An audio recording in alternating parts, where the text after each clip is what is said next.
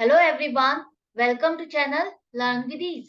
आज का टॉपिक है हमारा अकाउंटिंग फॉर पार्टनरशिप फर्म्स का, जिसमें हम सॉल्व करेंगे क्वेश्चन नंबर 19 को। और ये है आपका चैप्टर नंबर 2 डीके गोयल की बुक से, क्लास 12 अकाउंट्स के लिए।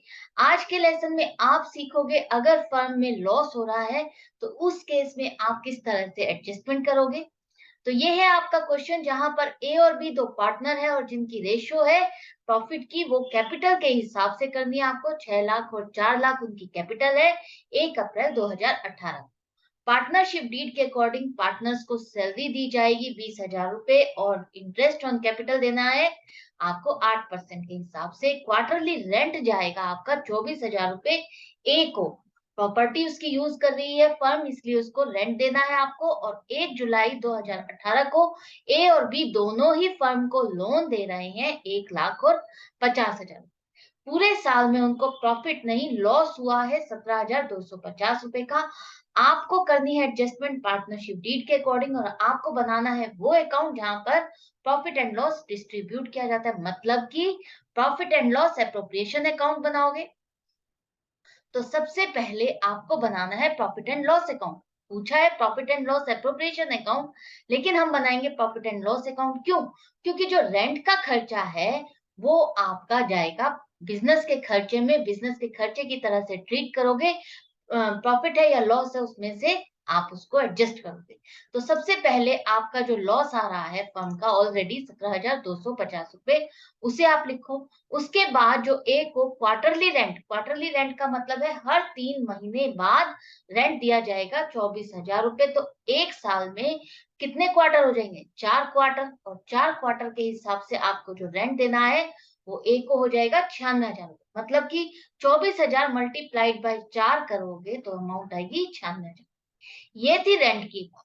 इसी तरह से अगर फर्म को लोन देते हैं पार्टनर, तो वहां पर भी आपको लोन पर इंटरेस्ट चार्ज करना होता है, चाहे इंटरेस्ट क्वेश्चन में दिया हो या ना दिया हो। और वो भी रेट कौन सा लगेगा? वो लगेगा आपका 6%। ये आपको इंटरेस्ट लगाना है लोन पर 6%। 9 महीने के लिए लगेगा। देखो 1 जुलाई को लोन दिया है, 1 जुलाई से 31 मार्च तक आपको कैलकुलेट करना है, तो वो बनेगा 9 महीने।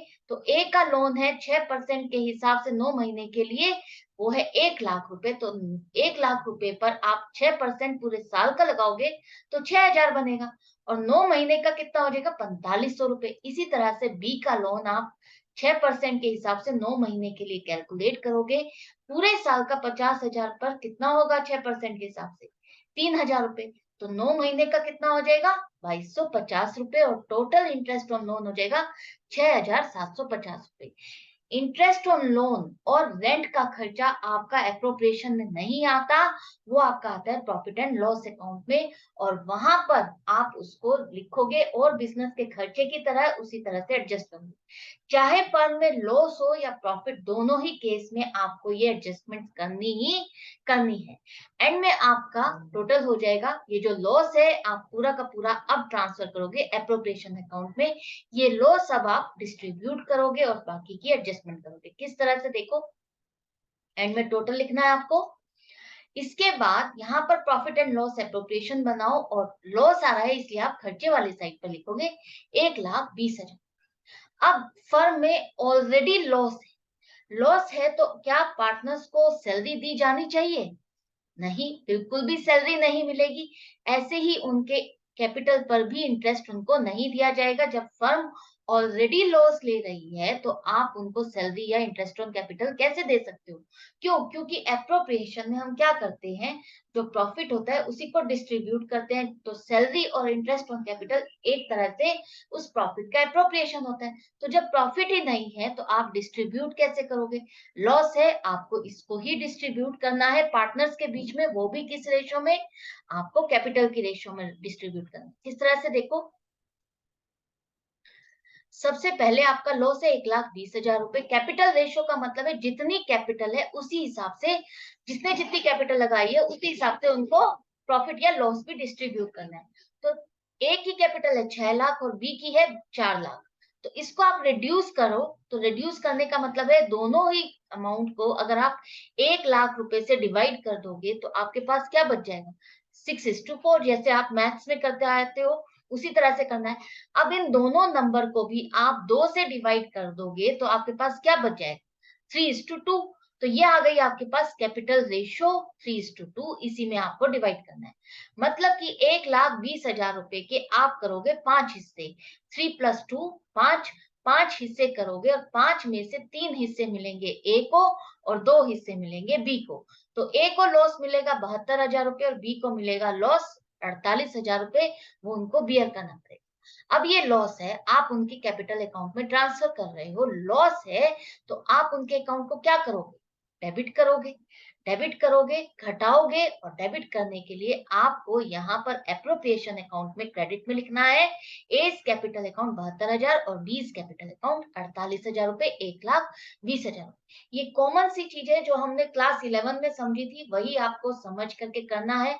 जब लॉस यहाँ पर है और आप इसी को डिस्ट्रीब्यूट कर रहे हो तो उनके अकाउंट में से लॉस लेस होगा, कैपिटल में से लेस होगा। तो कैपिटल अकाउंट आपका क्रेडिट होता है और लेस करने के लिए आप उनको क्या करोगे? उन अकाउंट्स को डेबिट करोगे। तो वो अकाउंट आपके पार्टनर से कैपिटल अकाउंट होंगे डेबिट और profit and loss appropriation account होगा आपका क्रेडिट। तो यहाँ पर 1,20,000 रुपए हमने जो थे डिस्ट्रीब्यूट कर दिए एंड टोटल लिखोगे। यही क्वेश्चन में पूछा था। इस क्वेश्चन में आपने नया क्या सीखा?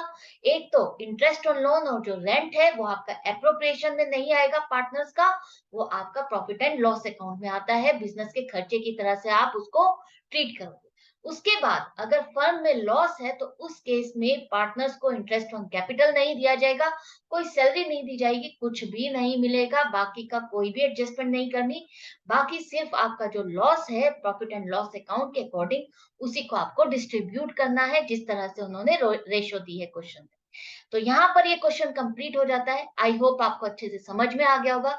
एक एक कॉन्सेप्ट को हम आराम से क्लियर करते जा रहे हैं।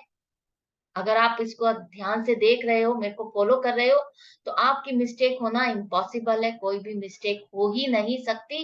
100% मार्क्स श्योर है।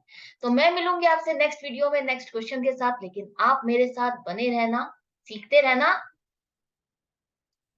Good bye and take